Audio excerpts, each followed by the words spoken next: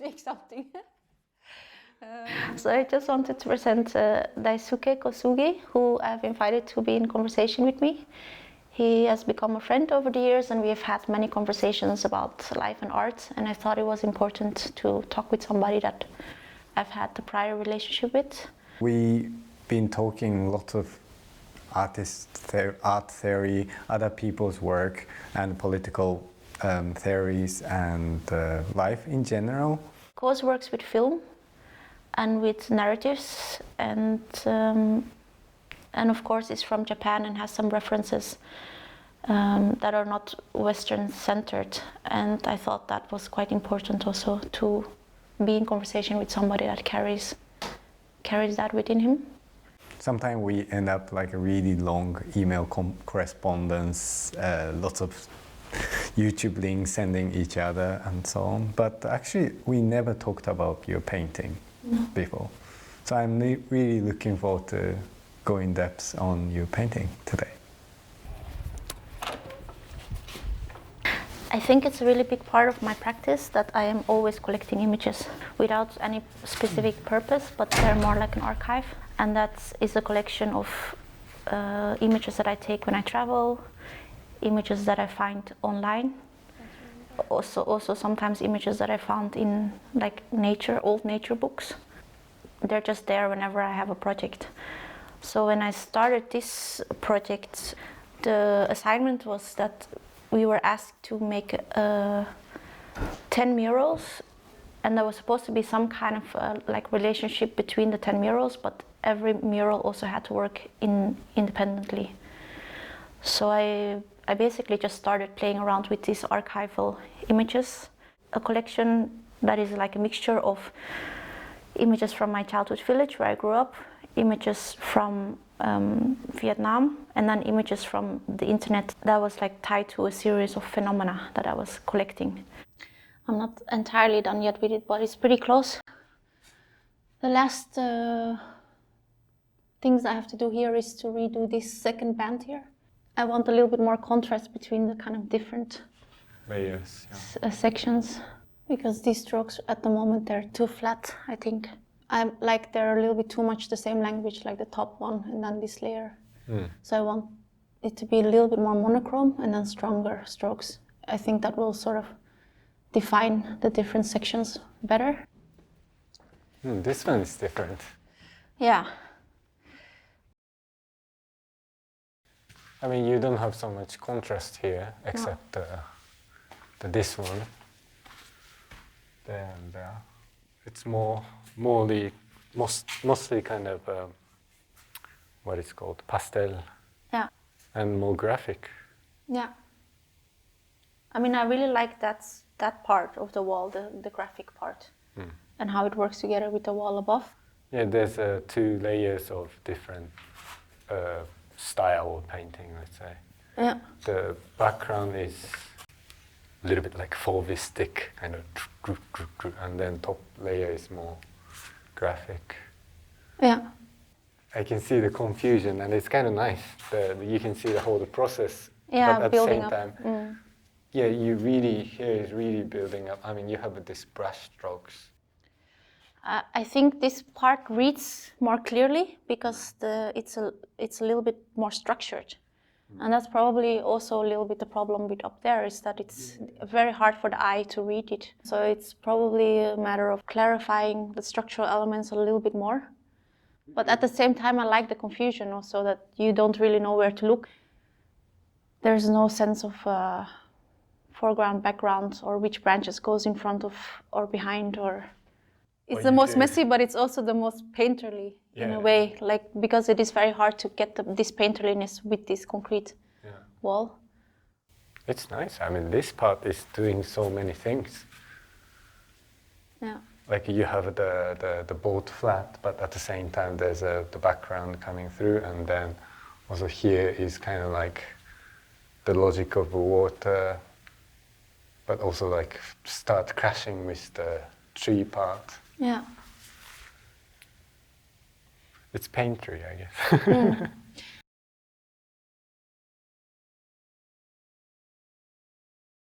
I think it's the one that I probably work the least on in time, but it just, I had such a good flow when I was working on it. Yeah. So the whole thing was maybe done in four sessions, and then building up the layers. And I considered for a long time if I should have colors on these shapes, just like a really contrasting color.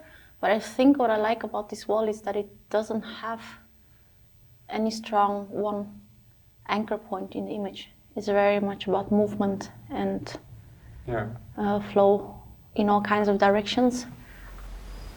Perspective is a way of positioning oneself in relation to something, because it's always based upon your position. But it's also, it became a tool for dominating historically, because of perspective we were able to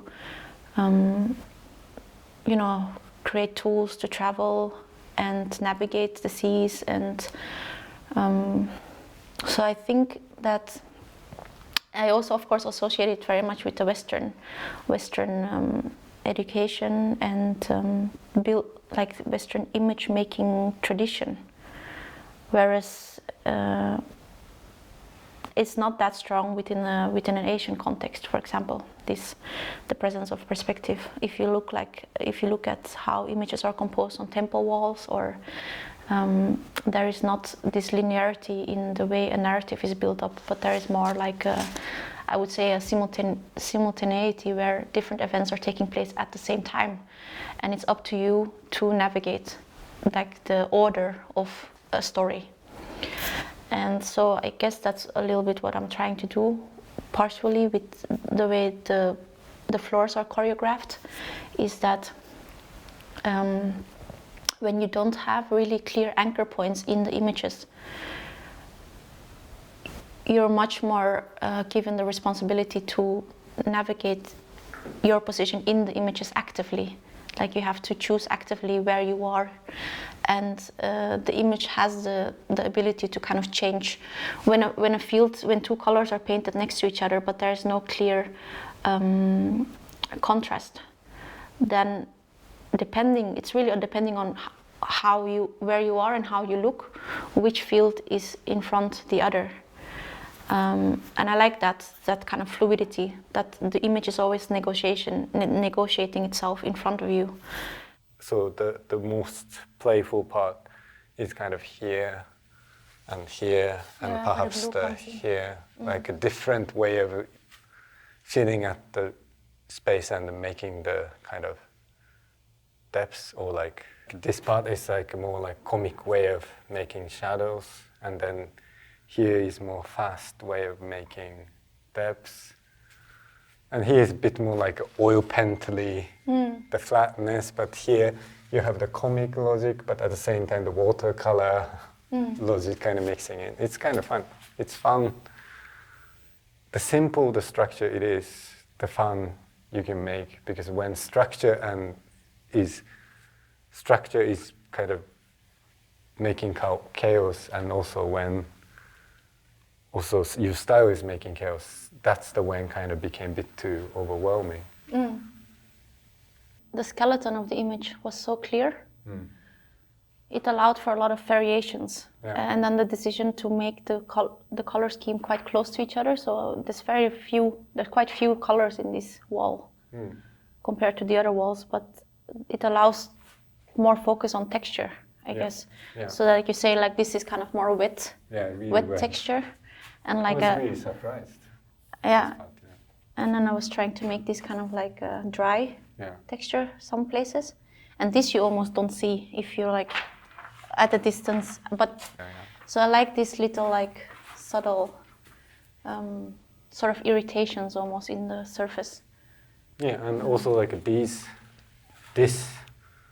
like really simple, and then have the blue in behind kind of already gives the, I don't know, volume of it. It's really effective here. It's like so few gesture, but it's so effective. I was really trying not to overwork it.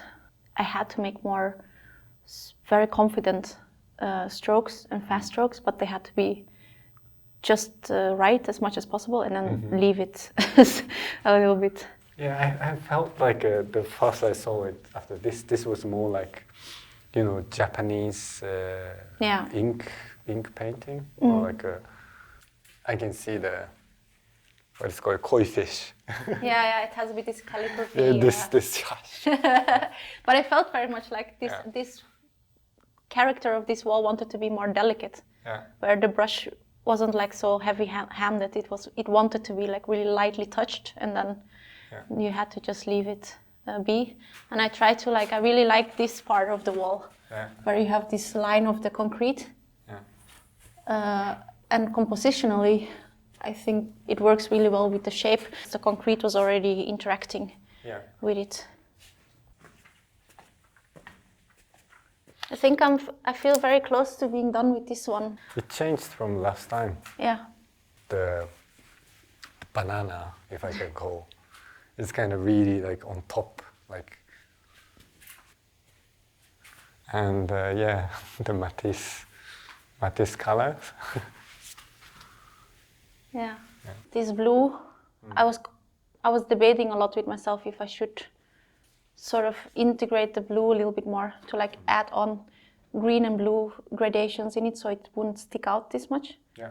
But I think that I like quite that it almost sits on top at times, and I did added a little bit of the green blues in between, and then they became so close to each other that if you look at it from a distance, it doesn't really. No, it becomes the landscape painting, like a normal landscape painting. I did the same a bit with the white, both here and on the wall up there. And I think from up close it looks really odd because the white is really on top.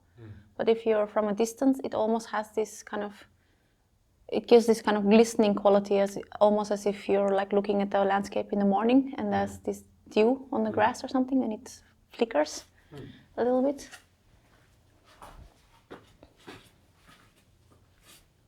I think that the image is just an alibi. It's not really about that particular image. The image does something, and that's what I'm looking for. I guess I want movement. I want people to somehow experience different relationships between the different rooms that are being created. And the staircase is a very interesting thing because it's very fixed, it's very linear. You can only go up and down and one floor, but it's not like you can skip a floor. But the experience of going up and down when people are not actively looking, but they're more looking at the periphery, which will be the case when these kids are moving up and down. They're not going to be looking super actively at each wall, right? It's going to be stuff that happens on the corner of their eye. But that still is creating some sort of. I hope that it will activate sort of senses and tickle the imagination a little bit.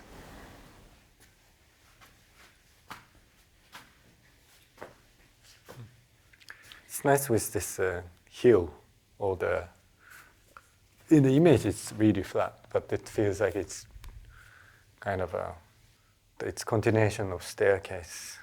Oh yeah? Yeah, the movement. Funny. But I think with this one I wanted to kind of play a little bit with the river and the road, mirroring each other, but of course in the opposite direction. So I tried to build up that the previous wall also interacts with the next wall that you see, because in a way these staircases will always be experienced in some kind of order. It's so obviously incorrect in the perspective, but it still has direction. So I wanted it to be both flat and directional. So it sort of creates even more this upward movement, as you say, because the staircase is going either upwards or downwards. So it's emphasizing that. And also it's nice with this, the really a bold line. Yeah. Just interrupting the image, but at the same time it gives the direction. Yeah. I think this is probably one of my favorite parts of the image, even though it's nice. very It's very like monochromes almost, but it's really romantic. Yeah, actually it is. This is the view from my grandmother's house. We are living on the bend, our house. So it's the last house on the street, exactly at the corner. That's the house where I grew up. And it's kind of overlooking the road that I would always walk to go to school. So it's a very familiar image of my childhood and growing up and walking to school. But it's also kind of the road that represents possibilities, because it's the road that you would take to go anywhere from the village, because we lived kind of at the corner of a road. So if I wanted to go to the city or anywhere, so I guess as a child that road always symbolizes a little bit sort of endless possibilities. So I thought it was kind of nice to sneak it in there and have a little reference to that is tied to my life somehow, even though of course nobody would know that if they would see it, but that's also fine. It's a little bit different from what you do with normal painting. I'm sure there's you can make small paintings from just that, yeah. It has some moments where it really works as like almost, you could almost like put a frame on it and that could be its own work somehow, whereas other sections doesn't work independently like that.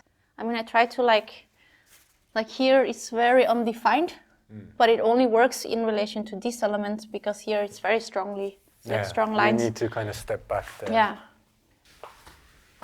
New color. I guess there was a part of me that also wanted to take people through a journey to places where they would rarely go. But the river and the roads, they're very functional images, because they're there to create a sense of direction. And that's really important because they're placed in the middle of the staircase. So you need those kind of images to create the movement upwards or downwards. But I try to paint the river and the roads in such a way where they're not correct in the perspective. So they might start quite like a normal compositionally, but then they kind of flatten out. And I like this play where one field or one object in an image can be both sort of alive and organic and then becomes flat. And it really depends on how and where you're looking at it. So in that way they become very much like characters in the landscapes. It almost remind me of a children's book. Yeah, I was really struggling with this section because I could either made it very like wet in wet, almost the entire surface, and then build up gradations of the water reflection. If it was like a person's character, I would say like almost a bit irritated or temperamental up there, and then it's kind of like very sweet down there, and they're like in conversation with each other, these two. Yeah, there's a drama. It's a lot more crude. There's always a counterforce when you're painting on the wall. The wall has already its own, it's smooth, but it has a grain. And then the paint is supposed to be runny, but it also has a grain. So the two grains, when you're working on it, it's sort of, it has always a little bit of a resistance. You have to kind of accept these little kind of missing points in a way. Because it's completely different from how you would use acrylics on canvas or work on paper. Then it's really like the water is flowing the pigments around. Whereas here it's more like you're working paste with a paste on top of a resisting surface a little bit. Feels a bit more like battling the wall, like literally battling the grain of the wall a little bit. It's kind of like extra energy to move the paint around in a strange way. And I really like that. I think it's that the properties of the site and the walls starts to interact with the language of how you are able to paint or...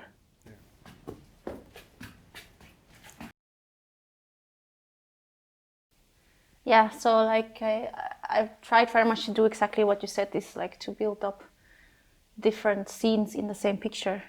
So you can travel in the same pictures, but it almost could feel like, I mean, it's quite a lot happening in this picture, I think. It's landscapes that are tied to very heavy evaporation, and it's this evaporation that creates these very intense colors. And since I work often with intensifying the colors that are in an image, I'm also attracted to landscapes that are already quite intense. What is called the religious.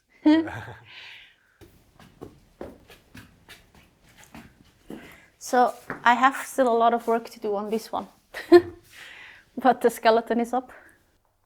I think that I wanted to build up towards a little bit of like a climax or a euphoria when you get to the top floor. There is a sense of like choreographing the different levels.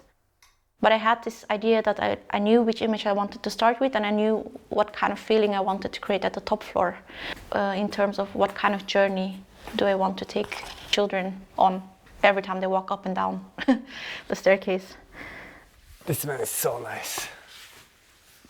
And then the view at the top floor then will be bird's eye perspective view from in the plane looking down, and you have the clouds and you have the shadows of the clouds on the earth.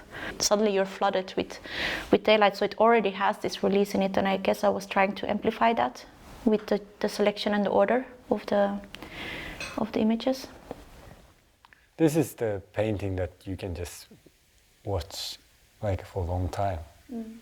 Because there's no direction and no horizon in it, and it's really abstract, and there's a certain kind of the plant or vegetation feeling, even though it's not there in the original image, but because of how it's painted, our eyes is trained through the staircase. I like this kind of shifting quality where you can read it in different ways, so it will be more.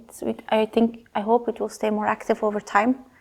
That is not like an image that you see once and you kind of know it because you. Yeah, in a way, this image it works itself, but at the same time, because the sequence that you built from the downstairs. It could almost be literally the sum of all of the sites that we have encountered below. That all of the places that we visited before could potentially be somewhere in this image. Yeah, I mean, I like confusion and the chaos, the where you try to find things, and that's the kind of also beauty of doing artistic practice. But at the same time, it's also nice to see the development, that you leaving something out, you picking, carrying something to next image, and then you see really the process of what I struggle with as we as we go up the staircase. But I don't know. I think it's also just sort of the honesty of the material somehow, like or where I am with painting. It is a lifelong learning process that you like to get confidence in these things. It takes a bit of time and just time painting. But I still tried really to make it as joyful and as vivid as I could make it, because it is a school, and I think, these children have to live with the work for 10 years, and I was quite conscious about the fact that I wanted it to be uplifting, the expression, rather than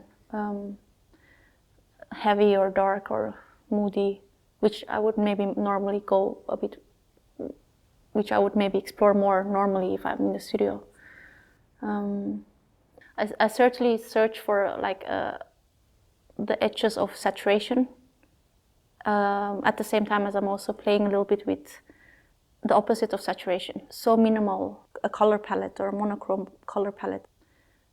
But I actually think that I see these colors when I look at the source images. It's probably filled in with a desire for what I want to express, to make a space that is rather joyful and uplifting